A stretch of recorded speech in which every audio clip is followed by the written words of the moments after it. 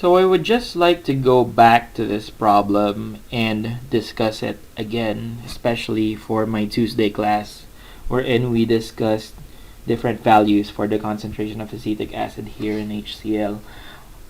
When we worked on the problem to basically illustrate the 5% rule, we got 3.6% dissociation, which we said is not really, I guess, an appropriate number. It doesn't really highlight that much what the 5% rule is for.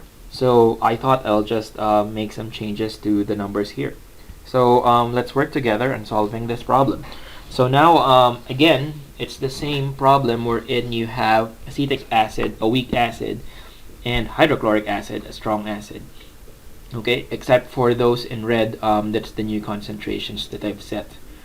So again, the first thing that you want to do here, since you're given separate volumes and number of moles, or sorry, separate volumes and molarity of each of the acidic components of the solution, acetic acid and hydrochloric acid, that is, you want to first calculate the new molarity that will result from, again, mixing these two together. Okay, that is again different to this problem in which you're given already the concentration of the acidic components upon mixing. Okay, so to do that, the first thing that we'll have to do is, let's do that for acetic acid first. So for acetic acid, it's just 0.0200 molar. Okay, again, I'm using here M1V1 is equal to M2V2, or another way to look at it will be moles per volume, because the product of these two numbers will actually give you the value of the number of moles of acetic acid. Okay, and then times 0.050 liters. Don't forget to express that in liters. Okay, then divided by the total volume of the new solution, assuming that volumes are additive, should therefore just be 0.0100 molar. Okay, and or sorry, not 0.0100, but 0.1 molar, 0.100 liters. Okay, and then this will just give you 0.0100 molar. That's actually what I wanted to write. Okay, and for hydrochloric acid, the same thing. So for HCl, we now have 1.00 times 10 to the minus 4 molar. Okay, and then multiply that with, again, 50 liters. That's how much HCl you have. Okay, divided by, again, the total volume, 0.100 liters. This should give you 5.00 times 10 to the minus 5 molar. Okay, and again, we said that acetic acid is a weak acid. Okay, hydrochloric acid is a strong acid.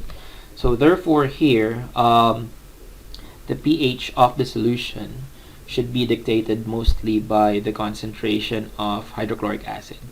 Okay, so therefore, let's just write that down. HCl predominates H3O plus concentration. Okay, and since hydrochloric acid is a strong acid, from HCl, we can actually say that since the concentration of hydrochloric acid that we used is 5.0 times 10 to the negative 5, that's again equal to the proton concentration, which again, another way to express H plus is H3O plus. Okay, and this should just be equal to 5.00 times 10 to the negative 5 molar. Okay, and then the next thing that we do is we consider the equilibrium for acetic acid or weak acid.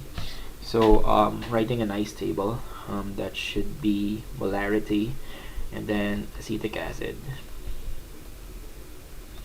plus water, which acts as a base, is equal to H3O plus aqueous plus the acetate ion. Again, this is just a convenient shortcut for me to write acetic acid and the acetate ion. Okay, of course that's not the real structure. moving forward with the istable, so this one we are going to start here with the dilute solution of acetic acid, because that's the concentration anyway when we mix these two acids together. So that's going to be 0.0100 or 110. Sorry, 0.010. And then ignore the concentration of water. And then this one is actually the number that we got earlier from HCl. So this one is 5.00 times 10 to the negative 5. Okay, we do not begin there with 0, just because at this point strong acid has already dissociated completely. Okay, and then this one should be 0. Okay, this one's minus x plus x. Oops, sorry about that. Then plus x. Okay, then this one should give you 0.010 minus x. This one should be 5.00 times 10 to the minus 5 plus x. And then this one should be plus x, or just simply x. Okay, so again, to illustrate the 5% rule, let's first make an assumption. So let's first assume that x is negligible. Okay, let's assume that first, and it's actually going to make our life easier. Okay, when we do that, the expression for Ka becomes 1.8 times 10 to the negative 5, okay, is equal to the concentration of hydronium at equilibrium, which again, if we assume that's negligible, so that's 5.0 times 10 to the negative 5, okay, so that's going to be 5.00 times 10 to the minus 5, okay, and then that will be multiplied with x, and then divided by the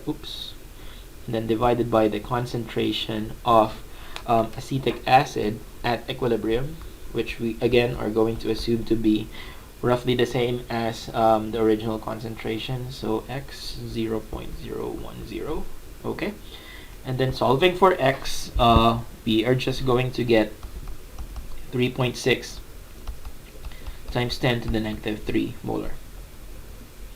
Okay, and then if we calculate for percent dissociation, which is basically the 5% rule, we will find out that for this case, or for this value of x, remember that here x is also the concentration of the acetate ions. Okay, we're gonna find out that if we do the 5% rule, okay, this one should just give you 3.6 times 10 to the negative 3 molar, okay, divided by the original concentration of acetic acid, which is for this case 0.010 molar, okay, and then multiply this number by 100, and what you actually get is 36%. Now, okay, this is a ridiculously large number, especially for a very weak acid such as acetic acid. That just means that you've dissociated acetic acid 36%, which again is not really the case, especially for this low value of Ka. So instead, we'll have to use the quadratic formula. We cannot therefore use these assumptions. We'll have to use those actual numbers, or actual expressions rather, and derive an expression for the quadratic formula. Okay, so this therefore now becomes, the expression over Ka becomes 1.8, okay, times 10 to the negative 5 is equal to 5.00 times 10 to the minus 5 plus x, okay, or plus x times x, okay, and divided by 0.0100 minus x, okay. After that, we can rearrange this equation, and it will look like this: 1.8, okay, times 10 to the negative 7 minus 1.8 times 10 to the minus 5x is equal to 5.00 times 10 to the minus 5x plus x squared. And to equate this whole equation to 0, that will just become x squared plus 6.18 times 10 to the negative 4, and that's quantity x minus 1.8 times 10 to the negative 7 is equal to 0. Again, the quadratic formula is just x is equal to negative b plus or minus square root of b squared minus 4ac over b. Okay, oops, over not b but 2b.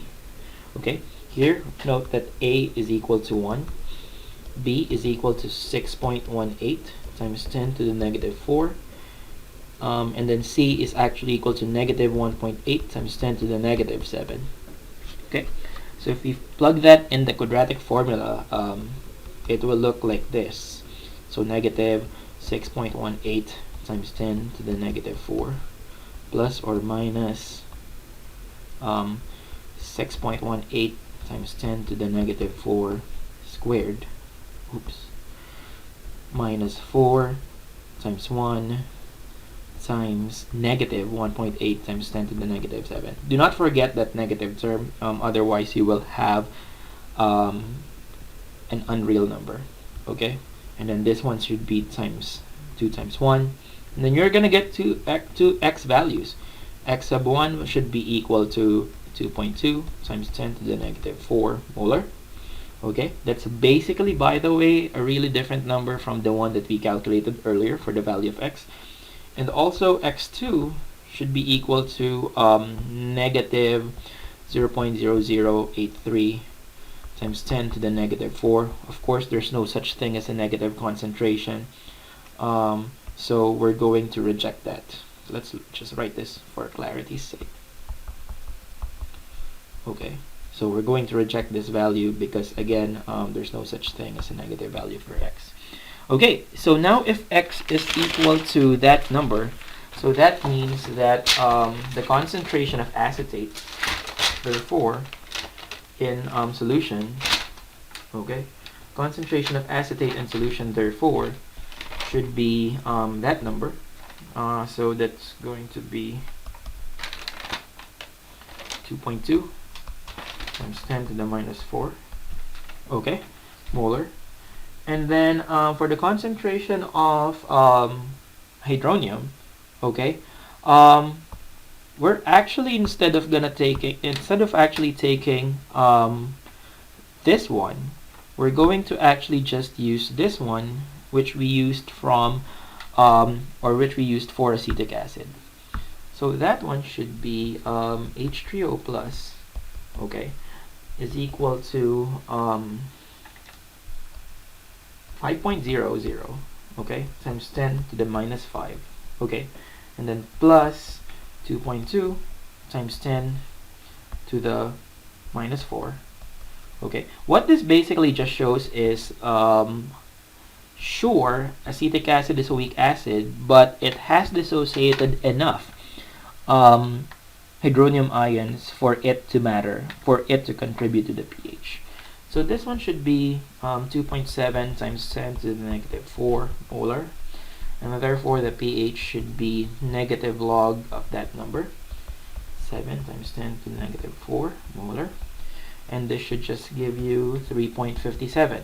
Okay, check your answer. It should indeed be an acidic value. Now, one thing here that could be wrong, that you will do, is to get the negative log of this and get the negative log of that, and then add them together. That's going to give you a totally different number. So again, first you need to add the concentrations first. And that's it.